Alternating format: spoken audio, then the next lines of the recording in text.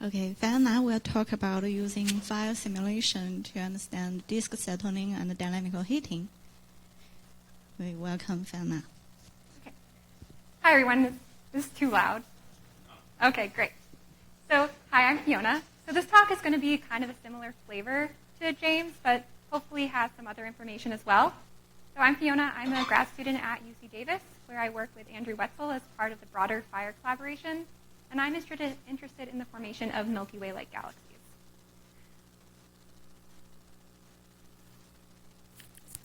I don't know where this is. Okay, there we go.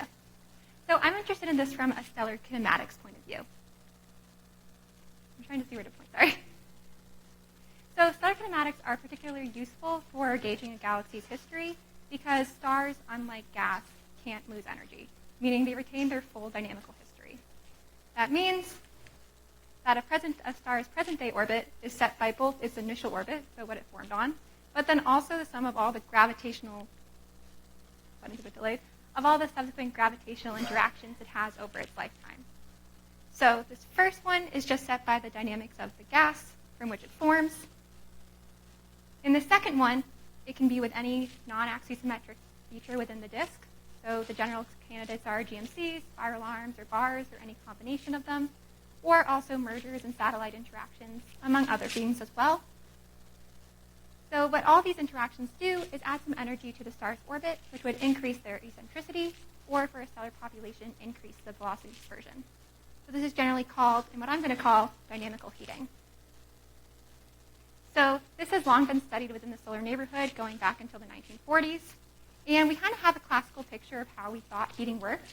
But in this new era of Gaia, and then the complementary large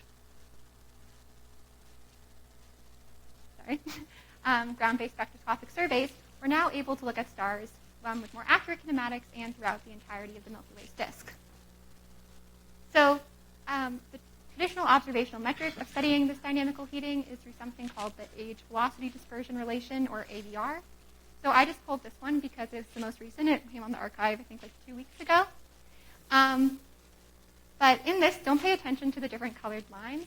Just look at the general trend that the velocity dispersion within the Milky Way increases with stellar age. So in agreement with what people have been finding for decades. But do pay attention now to the spread line. So the spread line is what's expected by traditional heating measures. So this works really well to describe stars up to about 8 gigayears. But then once we get to these older stars, they can't be explained with traditional heating measures. And this is also similar to other results found, not just by this work.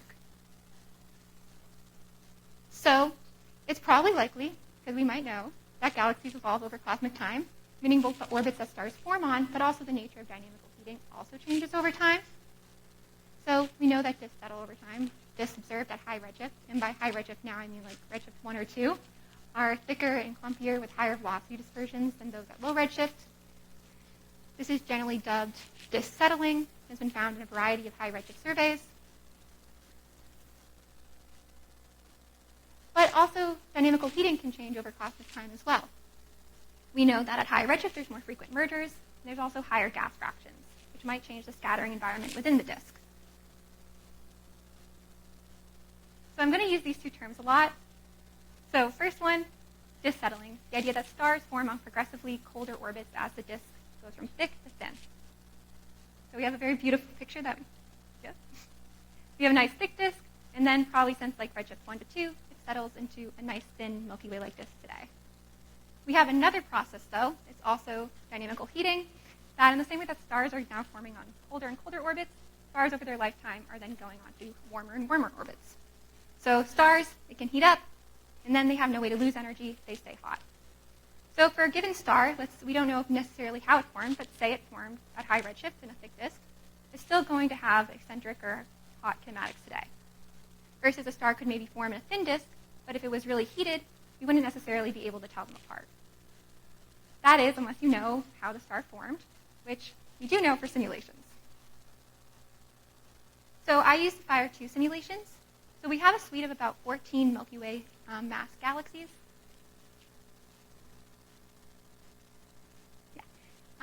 8 isolated galaxies, and then 3 in local group-like pairs.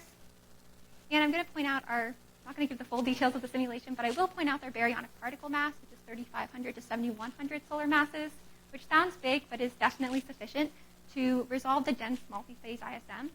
This is important because this is what's going to set the kinematics that stars form with, but then also the kinematics that, or also the scattering environment that will dynamically heat them.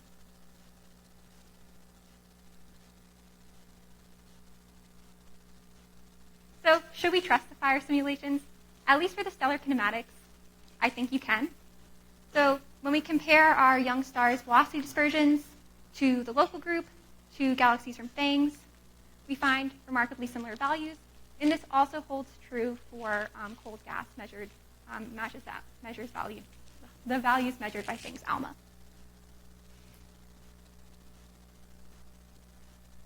So now I'm going to talk about the evolution of galaxy disks.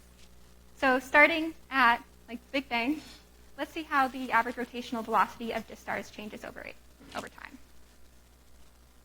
So I'm starting in, as James mentioned, this early chaotic bursty era. I'm going to call it the pre-disk era. And stars form with near zero net rotational velocities. There really isn't a disk there, hence the pre-disk. Then about 8 gigayears ago, we transitioned to what I call the early disk era. The rotational velocity rapidly increases. Before about 4 gigayears ago, the late disk era. So now we have stars forming highly rotational, but this velocity isn't really growing anymore. We can contrast that to what the stars look like today. And it broadly follows the same trends, with the exception that the very oldest stars, which formed with little net rotation, now have net rotation about 50 kilometers per second, which is perhaps a note to understand the very oldest stars in the Milky Way, even if they have low rotation, maybe they didn't necessarily form that way. And the youngest stars are a little bit less rotational due to heating. So now let's look at the velocity dispersion versus age. Same thing as before, starting in the pre-disk era. Sorry, I can't get the hang of the clicker. Starting in the pre-disk era, we start actually with a small velocity dispersion because the galaxy's mass is so low, which is going to set the total velocity. But it very quickly increases, reaching a maximum at the end of the pre-disk era. And then, in the same era where we had, the velocity or the rotational velocity strongly increasing, we now have the velocity dispersion that stars form with steadily decreasing. And then, once we get to this late disk era, stars form with a constant low velocity dispersion. So now, when we look at what stars are doing, it really doesn't necessarily match how they formed, especially for these older stars. So I want to get that point across, that how stars formed and how they currently appear kinematically are not necessarily the same thing, and it's strongly dependent on the era they formed relative to the disk.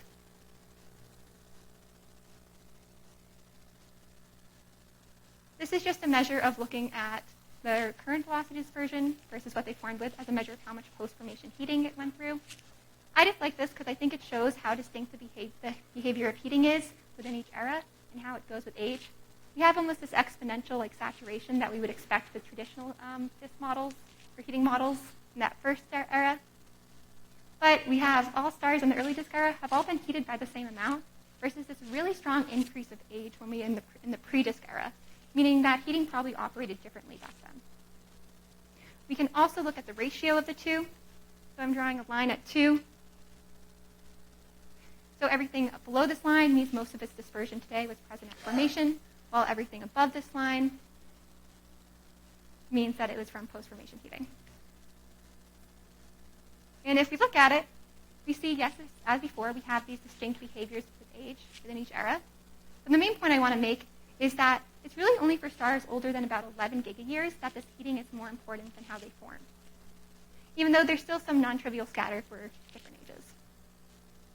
Lastly, we can look at, I just want to talk about knowing when the disk forms. So there's a lot of different ways that you can say that. But one such metric is when B phi over sigma total, the degree of rotational support, permanently exceeds 1. So I call this time the time of disk onset. And we can plot this versus the galaxy's current kinematics. And when you do that, we find a remarkably strong correlation between how cold stars are currently forming in the disk. So these are 250 million-year-old stars. And then when the galaxy first transitioned into a disk, where the disks that formed first, these galaxies are dynamically colder today. And if we extrapolate further and put the Milky Way's value, we find that that indicates that the Milky Way may be settled before our galaxies, which is actually in line with recent findings by Conroy et al. And I think Bellacrop et al. So in summary, we know that our galaxies, at least in fire, form in three main eras: a pre-disk, an early disk, and a late disk era. So this not only corresponds to how the stars form, but it also determines how they're heated after they formed. We know that most stellar velocity dispersion was actually present at birth for stars younger than 11 gigayears, and that galaxies with disks that began settling earlier are currently colder today.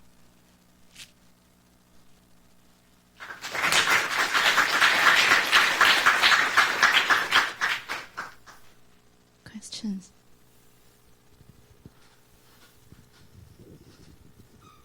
So one of the issues you addressed was whether we can even trust these simulations, and you showed a slide comparing the kinematics to observed galaxies. Could we pull that back up? I was going the wrong way, but yes.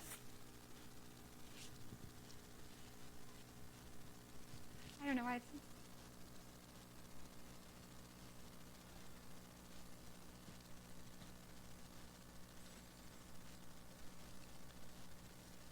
Right, thanks.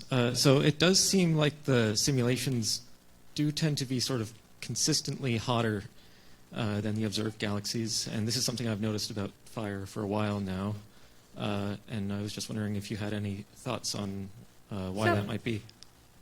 Yeah, I have a couple. So actually, if we do look at just like the pure values, we are falling in line with, that's M33 and M31. We are a little bit hotter than the Milky Way, which might be related to when the Milky Way's disk first formed. But also, it's just how we're measuring this. So normally, like in fire, because you're able to look at all the stars like disk-wide, it's more of a global dispersion measure as opposed to when you're looking at external galaxies and you're measuring something within a patch and then averaging over that.